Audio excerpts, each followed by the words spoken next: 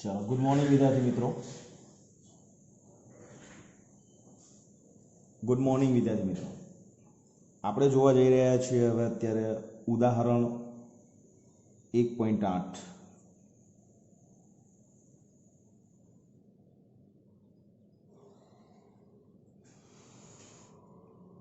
રકમ જોઈ શકો છો તમે।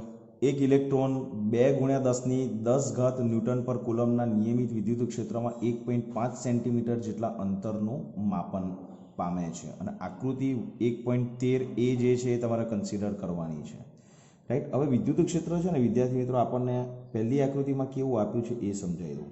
સી અહીંયા તમારા પ્લસ વિદ્યુતભાર છે, આના ઉપર પ્લસ વિદ્યુતભાર વિતરિત થયેલો છે અને આના ઉપર માઇનસ વિદ્યુતભાર વિતરિત થયેલો છે। હવે શું થાય છે તો કે આની અંદર સ્વાભાવિક છે કે આપણું વિદ્યુત ક્ષેત્ર છે, વિદ્યુત ક્ષેત્રની ડિરેક્શન આપણને કઈ મળશે તો કે વિદ્યુત ક્ષેત્રની ડિરેક્શન આપણને આ મળશે। હવે આ વિદ્યુત ક્ષેત્રની અંદર આપણે ઇલેક્ટ્રોનને કન્સિડર કરવાનો છે। ઇલેક્ટ્રોન છે નેગેટિવ ચાર્જ છે, તો નેગેટિવ ચાર્જને આ નેગેટિવ શું કરશે, અપાકર્ષણ એટલે એને નીચે મોકલશે અને આ પોઝિટિવ ઇલેક્ટ્રોનને નીચે તરફ આકર્ષણ કરશે, તો ઇલેક્ટ્રોન નીચે મુક્ત પતન કરશે, રાઈટ। ઇલેક્ટ્રોન છે એ શું કરે છે, નીચે તરફ મુક્ત પતન કરે છે। તો હવે ઇલેક્ટ્રોન પર લાગતું બળ કેટલું, સૌથી પહેલાં તો કે ઇલેક્ટ્રોન પર લાગતું બળ આપણે જો કન્સિડર કરવું હોય તો એ બળ આપણે કરીશું F = E × કેપિટલ E જેટલું, અને આ જ ઇલેક્ટ્રોન પરનું ફોર્સ આપણે ન્યૂટનની ગતિના બીજા નિયમ ઉપરથી લઈશું m, that is mass of electron, અને ઇન્ટુ એનો એસેલરેશન એટલે કે એનો પ્રવેગ a। તો આ પણ આપણે એ E લઈશું સફિક્સમાં। તો અહીંયા તમે જુઓ કે તમને પ્રવેગ કેટલો મળે તો કે પ્રવેગ મળશે તમને E × capital E / small m × E। This is your equation number 1। હવે તમે જુઓ, તમને સ્પષ્ટ રકમમાં કહ્યું છે કે પતન પામે છે, પતન પામે છે એટલે એ મુક્ત પતન કરે, ઇલેક્ટ્રોન એ મુક્ત પતન એટલે શરૂઆતમાં એનો પ્રારંભિક વેગ કેટલો હતો, 0 હતો, રાઈટ। તો હવે આપણે કયું ઇક્વેશન વાપરી શકીએ તો કે પ્રારંભિક વેગ જે છે એ તમને અહીંયા ઇલેક્ટ્રોનનો કેટલો લેવાનો છે, 0 ઇલેક્ટ્રોન માટે, બરાબર। તો હવે આપણી પાસે ઇક્વેશન તમને ખબર છે ને કયું છે તો કે એ જે ટ્રાવેલ કરે છે એ ડિસ્ટન્સ d = આપણે લઈશું v0t + ½ at² ઇક્વેશન પરથી। હવે તમને ખબર છે v0 0 છે, d એટલે એ જે અંતર કાપે છે તે છે જે આપણને 1.5 સેન્ટીમીટર રકમમાં આપી દીધું છે, રાઈટ। તો તમને રકમમાં જે આપ્યું છે ને એ ક્વોન્ટિટી અહીંયા હું સપોઝ તમને લખી આપું તો દેટ ઇઝ 2 × 10⁴ ન્યૂટન પર કુલમ, અને એનું જે ટ્રાવેલિંગ છે d દેટ ઇઝ 1.5 × 10⁻² મીટર, સેન્ટીમીટરમાં આપ્યું છે એટલે મેં ત્યાં સેન્ટીમીટરમાં કન્વર્ટ કર્યું છે। હવે આની અંદર જુઓ તમે, d તમને ખબર છે આટલું છે, v0 0 છે, અને આપણે અહીંયા એનો ટાઈમ શોધવાનો છે, તો આના ઉપરથી આપણે આવું લખી શકીશું કે t² = 2d / a, અને આ t જે છે આપણે ઇલેક્ટ્રોન માટે વિદ્યાર્થી મિત્રો લઈએ તો te = આપણને મળશે that is 2d / a of electron, but આવશે દેટ ઇઝ યર અંડરલાઇન। તો વિદ્યાર્થી મિત્રો આની અંદર d કેટલું લેવાનું છે તો કે આટલું, ae કેટલું લેવાનું છે તો કે ae જે છે એ તમારે આ રહ્યું ઇક્વેશન, તો એની કિંમત અહીંયા રિપ્લેસ કરીશું તો દેટ ઇઝ 2 × d / ae ની કિંમત મૂકીશું તો અહીંયા આવશે e × e, અને me ઉપર જશે તો અહીંયા આવશે, ઓકે। હવે માસ ઓફ ઇલેક્ટ્રોન તમારી પાસે છે ઓલરેડી, એ હું તમને આપી દઉં છું કે માસ ઓફ ઇલેક્ટ્રોન એ તમારે હંમેશા દર વખતે આ તમારે યાદ પણ રાખવાનું છે, દેટ ઇઝ 9.1 × 10⁻31 kg, અને એ જ રીતે માસ ઓફ પ્રોટોન પણ તમે યાદ રાખો કે માસ ઓફ જે પ્રોટોન છે દેટ ઇઝ 1.67 × 10⁻27 kg, બરાબર। તો આ તમને હવે અહીંયા તમે જુઓ d તો તમને 1.5 આપી દીધું છે, me દેટ ઇઝ તમને અહીંયાથી મળી જશે, e એટલે ઇલેક્ટ્રોનનો ચાર્જ એ તો તમને ખબર જ છે તો એ પણ લખી દઉં, e દેટ ઇઝ = 1.6 × 10⁻19 કુલમ, તો e પણ મળી ગયું, કેપિટલ E જે છે કેપિટલ E પણ તમને આપી દીધું છે। તો વિદ્યાર્થી મિત્રો આમાં તમે કિંમત મૂકશો તો te જે છે એ તમને ઓલમોસ્ટ 2.9 × 10⁻9 સેકન્ડ તમને મળવું જોઈએ। તો તમારે આની સાથે એ જ વસ્તુને તમારે એપ્લાય કરવા શોધીને પ્રયત્ન કરવાનો છે, રાઈટ। હવે રકમમાં તમે આગળ વાંચશો તો ખબર લખ્યું છે જો ક્ષેત્રનું માન ઉલટાવવામાં આવે એટલે ક્ષેત્ર જે છે એ આ જ છે, પણ આપણે એને ઉલટાવી દઈશું તો આપણી આકૃતિ જે છે ને એ વિદ્યાર્થી મિત્રો આવી થાય, રાઈટ. આપણું જે ક્ષેત્ર છે એમાં અહીંયા પોઝિટિવ ચાર્જ આવી જશે અને અહીંયા નેગેટિવ ચાર્જ આવી જશે. હવે આની અંદર ઇલેક્ટ્રોનની જગ્યાએ પ્રોટોન લેવાનો છે. તો આ પ્રોટોન પોઝિટિવ ચાર્જ ધરાવે છે, તો પ્રોટોન જે છે આનાથી અપાકર્ષણ થાય અને આના તરફ આકર્ષણ થાય, રાઈટ. તો સેમ ઇક્વેશન આપણે આના ઉપરથી બનાવવાનું છે. હવે આપણે આ જે મેથડ કરીને બધી પ્રોટોન માટે કરવાની નથી. પ્રોટોન માટે આપણે સિમ્પલ ડાયરેક્ટ લખી નાખવાનું. શું લખવાનું? પ્રોટોન માટે જે સમય છે દેટ ઇઝ યોર ટીપી, ઈની જગ્યાએ P is equal to distance as it is છે that is 2 as it is, D as it is, mass of electron છે તો માસ ઓફ પ્રોટોન લઈશું.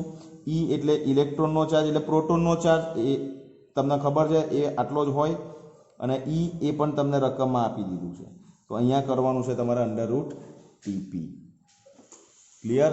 તો આના ઉપરથી તમારે ટીઈ જેમ શોધ્યો છે એમ તમારે ટીપી પણ શોધવાનો છે. તો વિદ્યાર્થી મિત્રો ટીપી જે છે એ તમને મળશે ઓલમોસ્ટ 1.3 ઇન્ટુ 10⁻⁻7 સેકન્ડની આસપાસ તમને આન્સર મળશે. ઓકે. હવે ક્વેશ્ચનની અંદર આગળ તમે જુઓ તો તમને એવું કહ્યું છે કે દરેક કિસ્સામાં પતન માટે લાગતો સમય ગણો. તો પતન માટે લાગતો સમય ટીઈ ને ટીપી તો આપણે શોધી નાખ્યું, પણ તમને અહીંયા એવું કહ્યું છે કે ગુરુત્વની અસર હેઠળ મુક્ત પતન સાથેનો તફાવત પણ તમે લોકો જણાવો. તો તમારે કશું કરવાનું નથી. તમારે માત્ર ને માત્ર આ જે આપણું બેઝિક ઇક્વેશન છે એના ઉપરથી તમારે પ્રોટોન જે છે એનો પ્રવેગ શોધવાનો, પ્રોટોનનો તમારે પ્રવેગ શોધવાનો અને ઇલેક્ટ્રોનનો તમારે પ્રવેગ શોધવાનો. એટલે ઇલેક્ટ્રોનનો પ્રવેગ તમને ક્યાંથી મળશે? તો કે ઇલેક્ટ્રોનનો પ્રવેગ માટે તમારે શું જોઈએ? જુઓ આ તો અહીંયા તમને હું ખાલી બતાવું છું, આ તમારું માટે હોમવર્ક છે, રાઈટ. આને આપણે સમીકરણ એક આપ્યું છે ને, તો ઇલેક્ટ્રોનનો પ્રવેગ એ ઈ જે છે એ ઈ ડિવાઇડેડ બાય એમઈ અને પ્રોટોનનો પ્રવેગ A P is equal to E divided by M P પરથી શોધવું.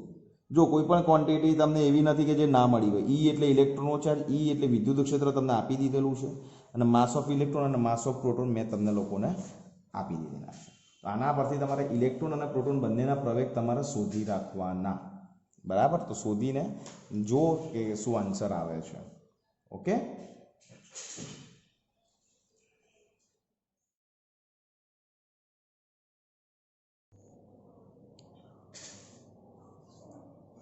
ચલો બીજું એક એક્ઝામ્પલ છે, ઉદાહરણ 1.9. વિદ્યાર્થી મિત્રો રકમ તમે લોકો વાંચી શકો છો કે 10⁻8 કુલમ અને 10⁻8 કુલમ એટલે એક ચાર્જ તમારો પોઝિટિવ છે, એટલે Q1 જે છે તમારો પોઝિટિવ છે, રાઈટ. તો અહીંયા આપણે લખતા જઈએ છીએ એટલે આપણને બહુ સરળતાથી આપણું કામ થતું જાય. Q1 જે છે which is given that is 10⁻8 coulomb. Q2 જે છે તમારું -10⁻8 કુલમ, બરાબર. શું આ એક ડાયપોલ જ બની ગયો છે અને બંને વિદ્યુત ભારો જે છે એમને એકબીજાથી 0.1 મીટર અંતરે રાખ્યા. દેટ મીન્સ કે આ ડિસ્ટન્સ 0.1 મીટર છે. તો એમનું જે સેન્ટર છે એ સેન્ટર કેટલું થશે? 0.05 મીટર થશે. ઓકે. હવે એવું કહ્યું છે કે આકૃતિમાં દર્શાવેલા 3 બિંદુઓ છે A B C, એ ત્રણેય બિંદુ પાસે વિદ્યુત ક્ષેત્ર ગણવાનું છે. તો જો એ બિંદુ છે એ આ બંને વિદ્યુત ભારના સેન્ટરમાં છે. બી બિંદુ આપણને રકમની અંદર અહીંયા આપ્યું છે, બરાબર. અને આકૃતિની અંદર આ જે ડિસ્ટન્સ છે એ ડિસ્ટન્સ પણ આપણને આપી દીધું છે, that is also 0.05 meter. Okay. હવે શું કરવાનું છે વિદ્યાર્થી મિત્રો? આ બંને વિદ્યુતભાર Q1 Q2 ને કારણે એ બિંદુ પાસે, બી બિંદુ પાસે અને સી બિંદુ પાસે વિદ્યુત ક્ષેત્ર શોધવાનું છે. તો સૌથી પહેલા તો એ જોઈ લો તમે લોકો કે એ બિંદુ એ Q1 થી પણ જેટલા ડિસ્ટન્સે છે, Q2 થી પણ એટલા જ ડિસ્ટન્સે છે.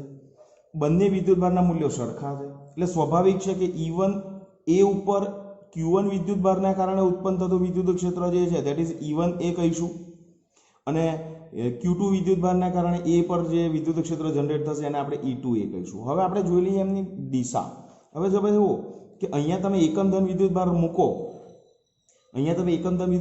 તો આ Q1 ને કારણે એના ઉપર આ તરફ ફોર્સ લાગે, જમણી બાજુ. જો મેં ડિરેક્શન ડિફાઇન કરી છે, આ તરફને જમણી ને આ તરફને ડાબી કહીશું.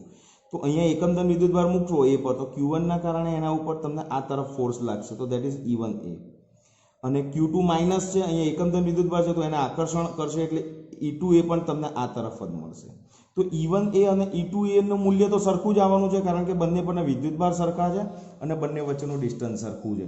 તો આપણે અહીંયા આવું શોધી શકીએ છીએ કે E1A is equal two E2A અને which is equal two K, મૂલ્ય એમનું સેમ છે અને ડિવાઇડેડ બાય R². કરી શકાય. તો તમને K ની વેલ્યુ ખબર છે કેટલી છે વિદ્યાર્થી મિત્રો? ધેટ ઇઝ K ની વેલ્યુ કેટલી છે? That is 9 × 10⁹ SI. બરાબર છે. ઓકે, R ની વેલ્યુ કેટલી લેવાની છે તમારે? તો R જે છે એ કેટલું છે? 0.05 મીટર છે. તો હું આની અંદર કિંમત મૂકું 9 × 10⁹ into mode of Q that is કેટલું છે? ધેટ ઇઝ 10⁻8 અને ડિવાઇડેડ બાય 0.05 હોલ સ્ક્વેર. વિદ્યાર્થી મિત્રો, હું આની વેલ્યુ શોધીશ ને તો એની વેલ્યુ મને મળે છે 7.2 × 10⁴. 7.2 × 10⁴ ન્યૂટન પર કુલમ. તો E1A ને E2A મળી ગયું. તો પરિણામી વિદ્યુત ક્ષેત્ર કેટલું છે? બંનેનો સિમ્પલ સરવાળો કરવાનો છે. તો એ બિંદુ પાસેનું જે વિદ્યુત ક્ષેત્ર છે EA that is equal two E1A plus E2A અને વિચ ઇઝ ઇક્વલ ટુ આના ગુણ્યા 2 કરવાનું છે. રાઈટ? ઓકે, એકચ્યુઅલી આ જે છે ને વિદ્યાર્થી મિત્રો 3.6 આવશે. 3.6 અને એના ગુણ્યા 2 કરીશું તો આપણને મળશે ધેટ ઇઝ 7.2 ઇન્ટુ 10⁴ ન્યૂટન પર કુલમ. તો આ મળી ગયું આપણને બિંદુ A પરનું પરિણામી વિદ્યુત ક્ષેત્ર. ઓકે, હવે એ જ રીતે આપણે B પાસેનું વિદ્યુત ક્ષેત્ર શોધીએ. તો તમે જુઓ B બિંદુ અહીંયા છે, તો એક B બિંદુ મેં અહીંયા બતાવ્યું છે. હવે આ Q1 ધન વિદ્યુતભાર છે, અહીંયા એકમ ધન વિદ્યુતભાર વિચારવો પડે. તો આ ધન વિદ્યુતભારના કારણે આના ઉપર અપાકર્ષણ બળ લાગે એટલે તમને ડાબી તરફ ફોર્સ લાગે. તો મેં ડાબી તરફ બતાવી દીધું E1B. What is E1B? Q1 ને કારણે B પર લાગતું બળ છે એ E1B છે અને Q1 ને અને Q2 ને કારણે B પર લાગતું બળ તો આ માઇનસ ચાર્જ છે. અહીંયા એકમ ધન વિદ્યુતભાર છે તો એને એની તરફ ખેંચશે તો E2B જનરેટ થશે. તો પરિણામી કેટલું થશે? તો મેં અહીંયા મારી રીતે કેલ્ક્યુલેશન કર્યું છે. તો હું એવું સમજુ છું કે આ નજીક છે અને આ દૂર છે. B બિંદુ Q1 થી નજીક છે તો એ વધારે પ્રભાવમાં હોય, Q2 થી ઓછું છે તો એ ઓછા પ્રભાવમાં હોય. તો સ્વાભાવિક છે કે Q2 ને કારણે જે અહીંયા ઇલેક્ટ્રિક ફિલ્ડ જનરેટ થશે એનું મૂલ્ય ઓછું હોય અને Q1 ને કારણે જે E1B જનરેટ થશે એ વધારે હોય. તો મેં મોટામાંથી નાનું બાદ કરી દીધું, કારણ કે અહીંયા વિદ્યુત ક્ષેત્ર ઓપોઝિટ ડિરેક્શનમાં મળે છે. તો હવે આપણે શું કરવું પડશે? તો હવે આપણે E1B અને E2B શોધવું પડશે. તો સૌથી પહેલા E1B કેવી રીતે શોધીશું? તો E1B શોધવા માટે મેં તમને કહ્યું ઇક્વેશન કયું વાપરવાનું? K Q1 divided by R². K નું વેલ્યુ કેટલી છે? That is 9 × 10⁹. Q1 કેટલો છે? That is 10⁻8 divided by R. હવે તમે જુઓ કે Q1 થી B બિંદુ કેટલું છે? તો કે 0.05 મીટર છે. તો અહીંયા લઈ લો 0.05 મીટર અને એનો હોલ સ્ક્વેર. તો વિદ્યાર્થી મિત્રો, આ જવાબ આવશે તમારો 3.6 × 10⁴ ન્યૂટન પર કુલમ. સેમ એ રીતે E2B ફાઇન્ડ આઉટ કરીએ. તો E2B માટે ઇક્વેશન વાપરીશું આપણે KQ2 divided by R². So K that is 9 × 10⁹ into Q2 તો ધેટ ઇઝ 10⁻8. અહીંયા મેં મૂલ્ય લીધું છે તમને, કારણ કે આપણે અહીંયા બાદબાકી અહીંયા ઓલરેડી લઈ લીધી છે એટલા માટે. જો તમે અહીંયા માઇનસ લેશો તો અહીંયા જવાબ અહીંયા સંજ્ઞા પ્લસ આવશે, તો બાદબાકી તમારે સબસ્ટ્રેક્શન જ તમારું આવશે. રાઈટ? Divided by R². હવે R કેટલું છે મને કોઈ એ કહેશે? તો કે Q2 થી આ જે ડિસ્ટન્સ છે એ તમારું 0.15 મીટર થશે. 0.05 પ્લસ 0.05 પ્લસ 0.05 તો અહીંયા આવશે 0.15 હોલ સ્ક્વેર. તો વિદ્યાર્થી મિત્રો, આ જે જવાબ છે ને એ ધેટ ઇઝ 4 × 10⁵ ન્યૂટન પર કુલમ આવશે. રાઈટ? તો પરિણામી વિદ્યુત ક્ષેત્ર જે છે એ પરિણામી વિદ્યુત ક્ષેત્ર આપણે EB શોધવું હોય તો EB કેટલું આવશે? બોલો, કોઈ કહી શકશે? તો મોટામાંથી નાનું તમારે બાદ કરવાનું છે. તો આને આપણે 36 લઈ લઈશું. તો 36 × 10⁵ માઇનસ 4 × 10⁵. રાઈટ? તો આન્સર આવશે તમારો 32 × 10⁵ ન્યૂટન પર કુલમ. ઓકે, સો આ તમારો આન્સર થશે EB. ચાલો હવે આપણે કરીએ છીએ EC. EC શોધવું પડશે ને. હવે જો અહીંયા ધન વિદ્યુતભાર છે, સી પર એકમ ધન વિદ્યુતભાર વિચારવું પડે, તો આ પ્લસ છે તો અપાકર્ષણ, તો E1C આ તરફ, E2C આ તરફ. હવે ધ્યાનથી જોજો, હું સી બિંદુ અહીંયા લઉં છું, એના ઉપર E1C જે છે એ આ તરફ લાગે, તો E1C ના બે ઘટક લેવાના તમારે, એક આ ઘટક અને બીજો આ ઘટક. હવે આ 60 છે, તો આ જે છે એ તમારો E1C cos 60 થશે, આ જે છે એ તમારો E1C sin 60 થશે. ઓકે, ક્લિયર છે? ઓકે, આ જ સી ઉપર E2C કઈ તરફ લાગે? નીચે તરફ લાગે. તો જોજો ધ્યાનથી, E2C હું અહીંયા લઉં છું આ તરફ, તો એનો એક ઘટક અહીંયા મળશે, એક ઘટક અહીંયા મળશે. હવે આ એંગલ 60 થાય, તો E2C જે છે એ cos 60 થાય, આ જે છે E1C sin 60 થાય, સોરી E2C sin 60 થાય. હવે જુઓ, આ વિદ્યુતભારથી સી અને આ વિદ્યુતભારથી સી કેટલા ડિસ્ટન્સે છે? તો કે સરખા ડિસ્ટન્સે છે. તો સ્વાભાવિક છે કે E1C અને E2C ના મૂલ્યો અહીંયા પણ તમને કેવા મળે? સરખા જ મળશે. તો હવે તમે જુઓ પરિણામી વિદ્યુત ક્ષેત્ર કેટલું થશે? તો કે E1C sin 60 અને E1C sin 60 અને E2C sin 60 આના મૂલ્યો સરખા જ થાય, પણ દિશા પરસ્પર વિરુદ્ધ છે. એટલે આ ઘટક અને આ ઘટક એકબીજાની અસરને નલિફાય કરે, અને જ્યારે આ બંને છે એ આ તરફ હોય, એટલે પરિણામી વિદ્યુત ક્ષેત્ર વિદ્યાર્થી મિત્રો EC જે છે ને, હું તમને બતાવું છું, જુઓ તમને પરિણામી વિદ્યુત ક્ષેત્ર EC જે છે એ તમને આવી રીતે મળે, E1C cos 60 plus E2C cos 60. હવે E1C ને E2C સરખા જ છે, તો આના બરાબર આપણે લઈ લઈશું 2E1C cos 60. રાઈટ? તો પહેલા E1C આપણે શોધવું પડે. તો વિદ્યાર્થી મિત્રો E1C આપણે આવી રીતે શોધીશું. જોજો ધ્યાનથી, હું અહીંયા જેટલી જગ્યા છે એ પ્રમાણે બતાવું છું. E1C is equal to E2C, અને which is equal to equation કયું આવશે? That is KQ divided by R².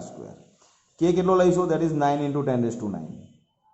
Q કેટલો લઈશું? That is 10⁻⁻8. now what is your R? tell me what is your R? તો તમારે આ ડિસ્ટન્સ શોધવું પડે, તો આ ડિસ્ટન્સ તમને આપી દીધું છે રકમમાં, દેટ ઇઝ 0.1 મીટર. તો અહીંયા ડાયરેક્ટ તમે લઈ લો 0.1 મીટર હોલ સ્ક્વેર. તો તમને આની વેલ્યુ મળી જશે. તો આની વેલ્યુ જે છે એ હું તમને E1C ને E2C ની વેલ્યુ છે એ સરખી આવશે. એ E2C ની એની જે વેલ્યુ છે એ હું તમને, તમે કેલ્ક્યુલેશન કરીને એનો જવાબ લાવશો તો તમને ખબર પડશે કે એ વેલ્યુ કેટલી મળે છે. એ વેલ્યુ મળે છે આપણને 9 × 10⁻3. કેટલી મળે છે? 9 × 10⁻3. બરાબર? 9 × 10⁻3. ઓકે, ચાલો. અને ન્યૂટન પર કુલમ. તો હવે અહીંયા E1C E2C ની વેલ્યુ મૂકીશું. cos 60 હાફ છે, તમને ખબર છે, તો 2 × 9 × 10⁻3 અને cos 60 that is half. So what is your value of EC? That is 9 × 10⁻3 Newton per coulomb. So this is your right answer. આ તમારું EBC અને આ જે છે તમારું EA. રાઈટ? તો આ રીતે તમારે આની આખી કેલ્ક્યુલેશન કરવાની છે. બરાબર? બહુ વ્યવસ્થિત દાખલો છે, વ્યવસ્થિત એક્ઝામ્પલ તમને આપ્યો છે, જે તમને લોકોને 3 માર્કમાં પૂછી શકાય તેવો છે. બરાબર? તો વ્યવસ્થિત કેલ્ક્યુલેશન કરતા રહેજો.